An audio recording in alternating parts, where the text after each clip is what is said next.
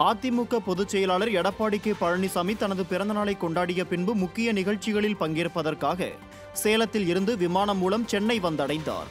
சேலம் விமான நிலையத்தில் இருந்து விமானம் மூலம் சென்னை புறப்பட்ட அவருக்கு அதிமுக நிர்வாகிகள், தொண்டர்கள் சிறப்பான வரவேற்பு அளித்து வழி அனுப்பி வைத்தனர்.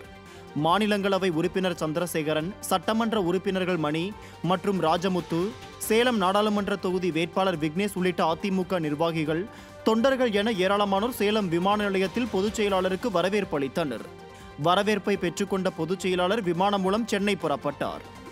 சேலத்தில் இருந்து சென்னை விமான நிலையம் வந்தடைந்த பொதுச் செயலாளருக்கு சென்னை புறநகர் மாவட்ட செயலாளர் கே பி கந்தன் மற்றும் கழக நிர்வாகிகள், மகளிர் அணியினர் என ஏராளமான தொண்டர்கள் பிறந்தநாள் வாழ்த்துக்களை கூறி சால்வை அணிவித்து பூங்கொத்து கொடுத்து உற்சாக வரவேற்பு அளித்தனர்.